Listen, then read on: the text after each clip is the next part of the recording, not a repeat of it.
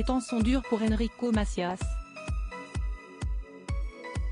S'il se réjouit à l'idée de repartir sur les routes de France pour une ultime tournée, il devrait être sur scène, le 9 mars prochain, à Lyon. Le chanteur traverse beaucoup d'épreuves ces dernières semaines.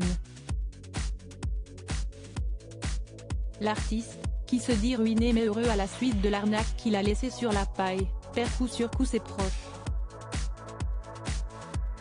Le dernier en date, l'avocat et officier de la Légion d'honneur Pierre Haïk, qui est décédé le 19 février 2023 à l'âge de 72 ans, après avoir été rongé par la maladie d'Alzheimer.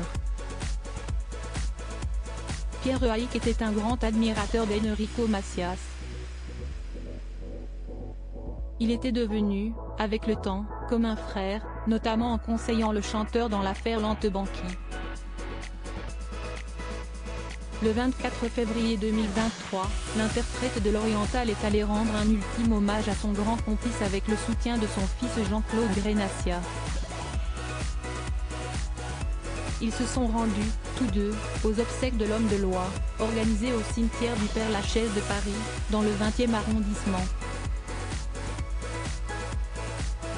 Ce jour-là, Enrico semblait avoir perdu en partie son sourire et sa bonhomie légendaire.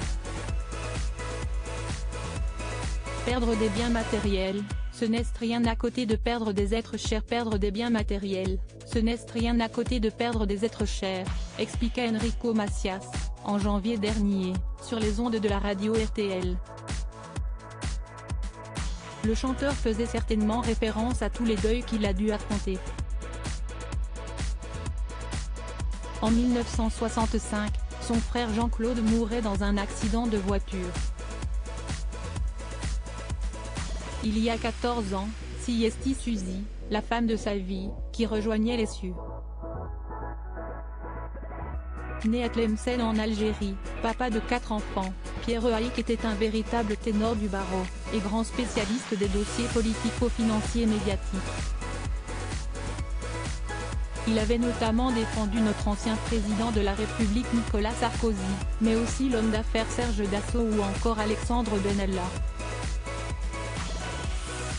Retrouvez toutes les informations sur Enrico Macias et Pierre Haïk dans le magazine France Dimanche, N-3 1992, du 3 mars 2023.